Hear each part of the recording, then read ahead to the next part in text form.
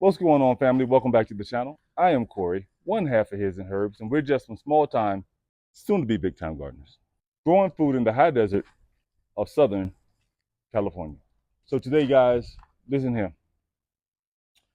I'm waging war today. It's on. I want all the smoke. I want everything that comes with getting rid of these garden pests. All right. Now, it seems like every year it's a new pest, a new disease, a new something that you got to fight with, right? And this year is our first year actually having to deal with animals. So for the first time in 4 years, we have a critter problem. Okay. And like I said, I want all the smoke. Normally I'm like, okay, you can have one or two, maybe three or four, depending on how many we're growing, right? But normally I, I think I would make an exception if, animals came and ate some of the stuff, right? Maybe they ate a squash, maybe they ate one melon if I had a lot of melons, stuff like that. I probably would be a little bit hurt about it, but I wouldn't be trying to declare war on them right now. Because a person like me, I came from poverty, right?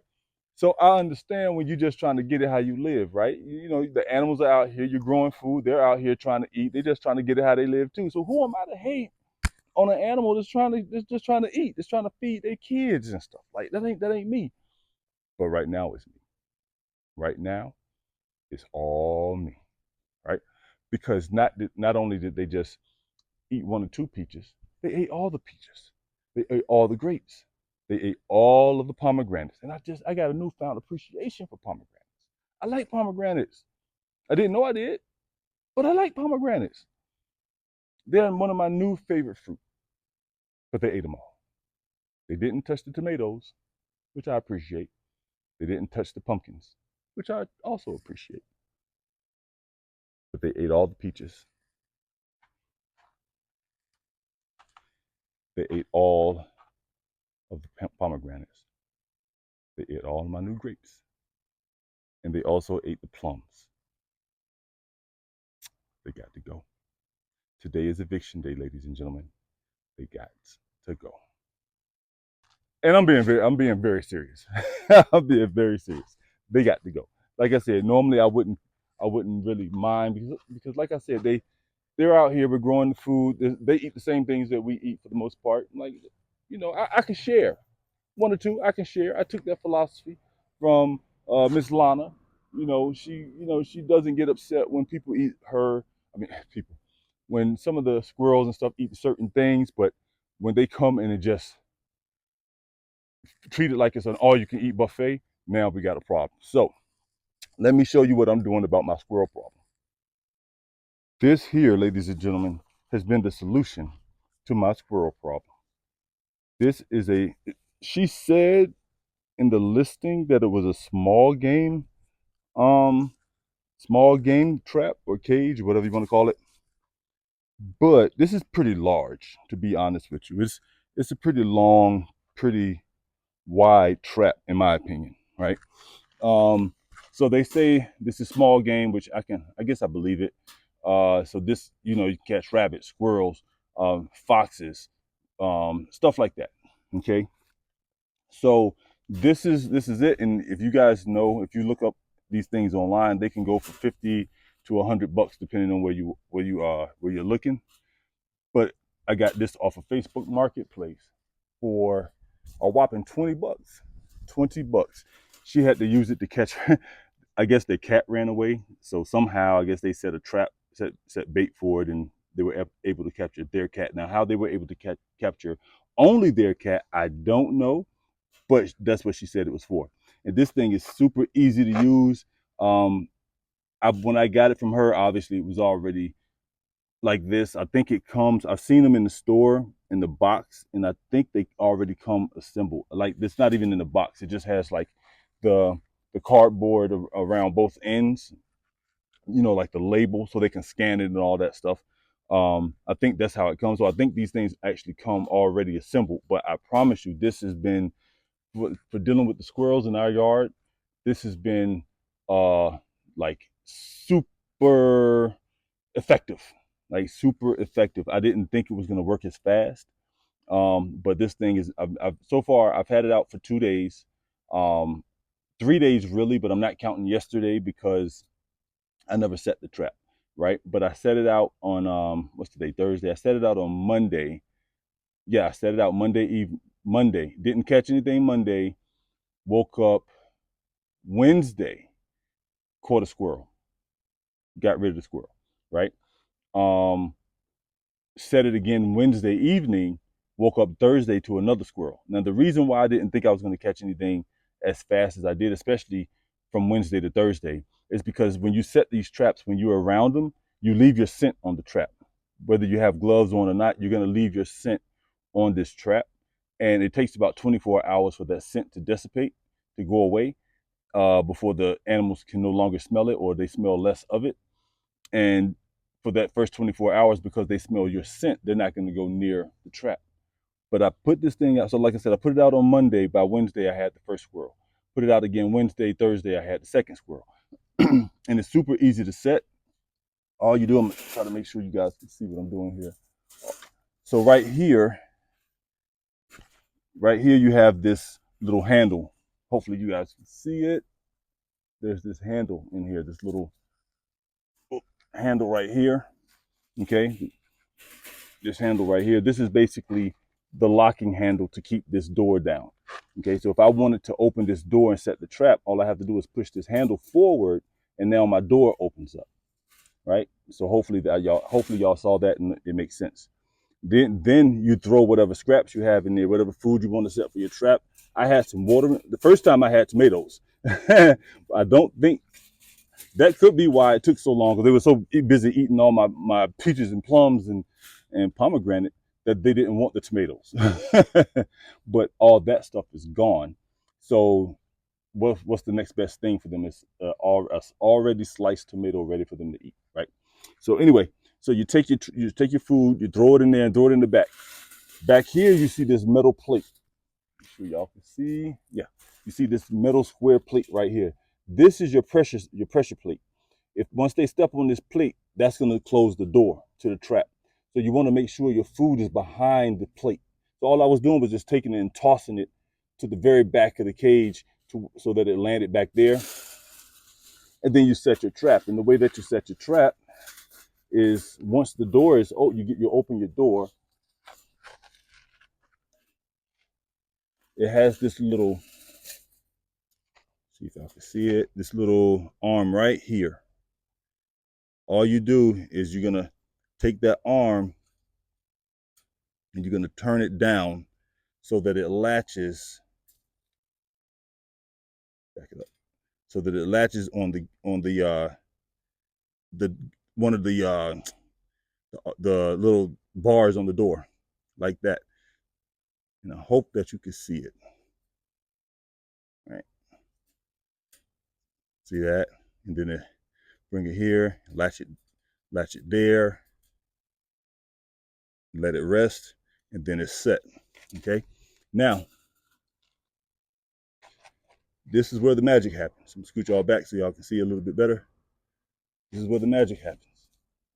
Now, you saw how in the beginning this plate was laying flat, but once I lifted this door, the pressure plate is now at like a 45-degree angle ish, 45-ish degree angle.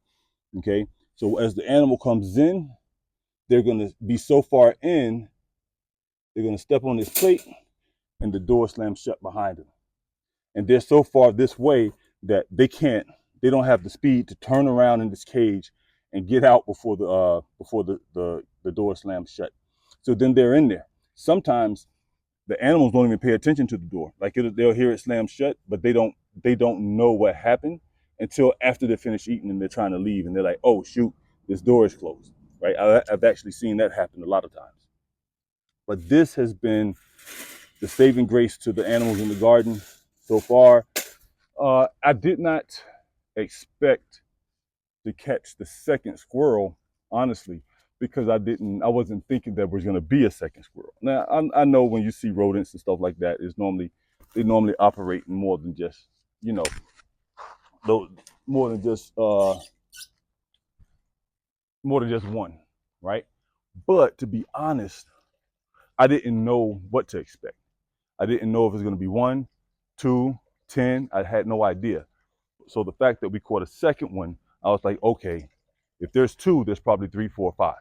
So I need to go ahead and set this trap again for whatever else is left out here. Okay. So I'm gonna go ahead and actually set the trap real time so y'all can see me do it again. All right. I walked you through it one time. This time you're gonna actually see me do it real time. All right. So hold on. Okay, so real quick, I wanted to put out a quick disclaimer that I forgot to put out during the video. I didn't think about it till afterwards, but I'm glad I remembered. If you're dealing with the trap, ladies and gentlemen, I want you guys to understand that any animal, no matter how small it is, when it's cornered, when it's trapped, is going to try to defend itself. It's going to try to preserve life. So you have to be careful when dealing with any animal that you have captured.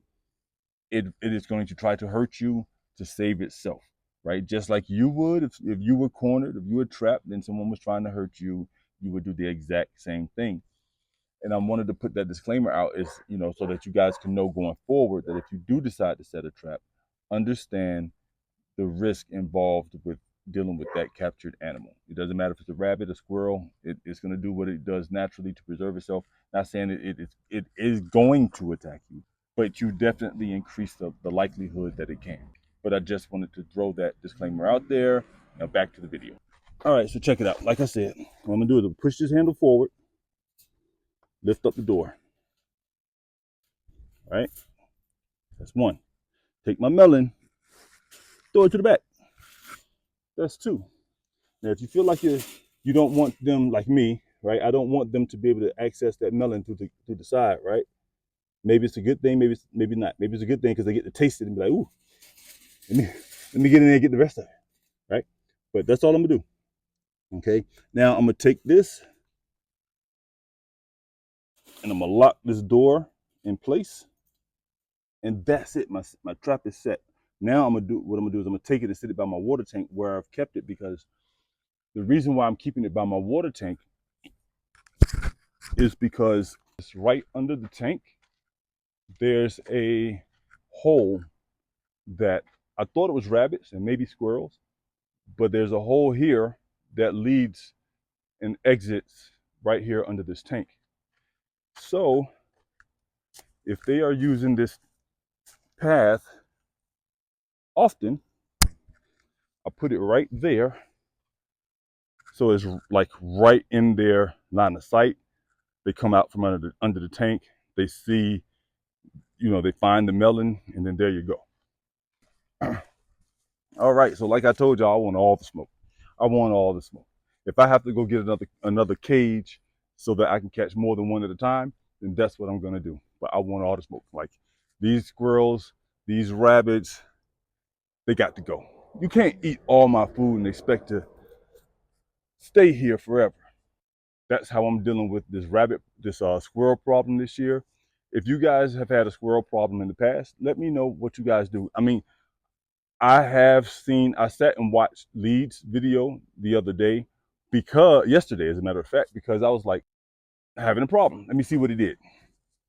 And he used the pecans or whatever, which I think is very effective, because I thought about using that at one point, having like a trap crop, not really a trap, like that kind of trap, having some kind of a trap food somewhere where the squirrels can go or the rabbits can go and eat and leave everything else alone. But I was thinking, I was like, you know what? That may be more of a problem, more of a curse than a gift, right? More of a problem than not a problem. I was thinking, I was like, what's going to happen is the number of squirrels is going to multiply, and they're going to just keep coming back to this pile. The pile is going to shrink, and I'm not going to be able to keep as much food as I once was, because there's so many of them trying to eat, right? So they're going to eat through them, and then eventually they're going to just find their way to the garden, and then I'm going to have more squirrels or rabbits than I started off with. So, like I said, I thought it was a good idea at first, but on hindsight, I'm like, So I'm gonna see how things turn out for Lee. You know, it it may actually work for him.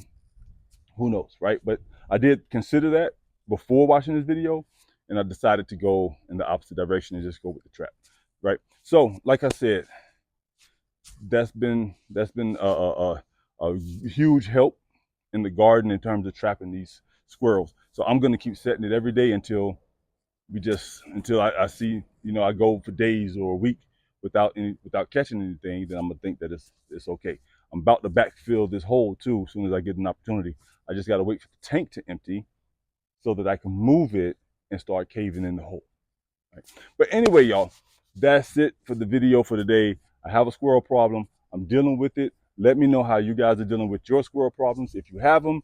I've never dealt with any kind of animals like this before. Any kind of this hasn't been an issue in the past, but it is now. Dealing with it as it comes. Let me know how you guys deal with your squirrel issues or your rabbit issues or whatever. Some people like to use the pum, and some people like to do a trap. Some people like to do just feed them to deter them from going into the garden, whatever. Either way, let me know how you guys do it, and we'll see you guys in the next video. Deuces.